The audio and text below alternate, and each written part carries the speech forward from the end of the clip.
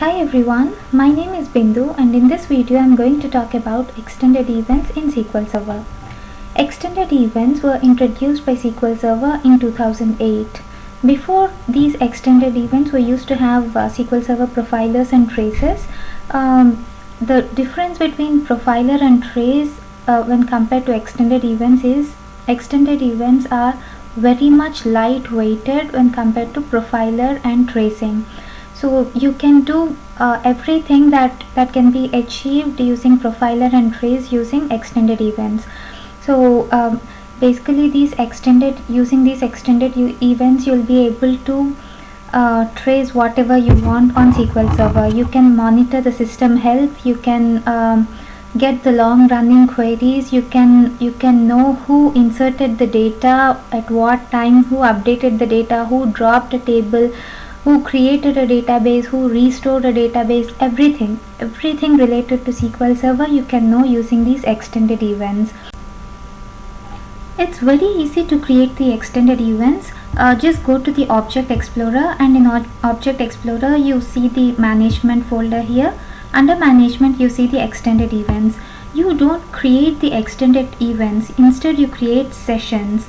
So you have the default sessions already available in the extended events. One is to check the system health, and one is the always on health. When you have the availability groups on, you have the always on health enabled. And to create a new session, you just right click on the session. You have new session wizard and new session to create new sessions. If it's your new session, it's better to use new session wizard. It walks you through the steps to create a new session.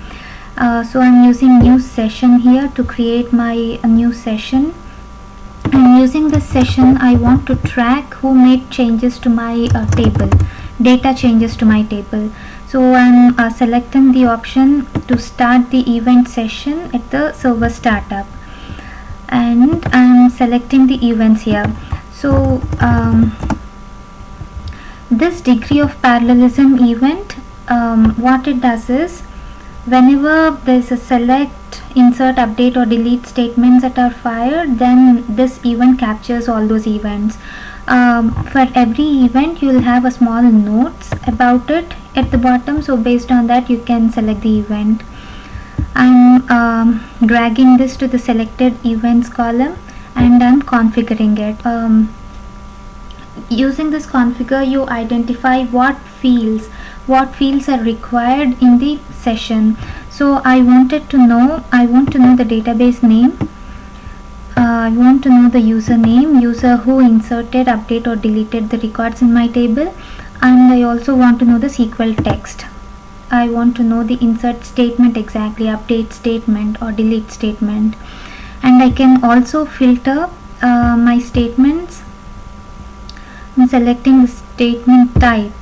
Statement type I wanted to have as, I'm filtering it by insert.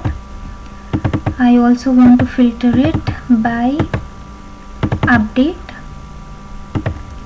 and I also wanted to filter it by delete. So whenever I have an insert, update or delete statement, I want this session to capture those events. Once this is done, I have to store my data. I'm selecting the target. I'm selecting it as an event file, and I'm providing the maximum file size as 1 and the maximum number of files is 5. You can change this to based on your need. And then I'm just saying OK. So my session is created.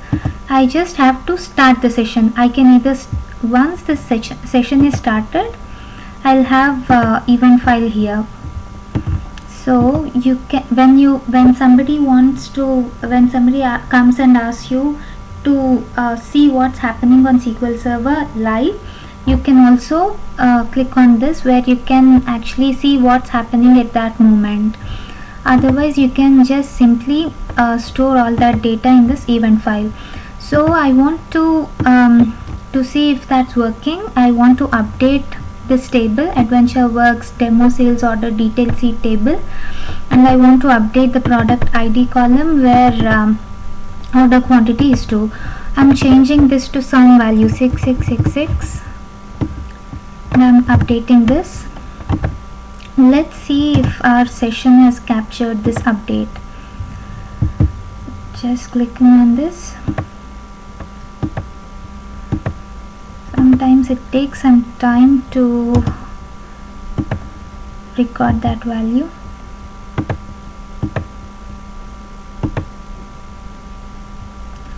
I got this update here. See, it is showing me the SQL text I used to update the table and the statement type is update. So this way you will be able to know the changes that were made to the table.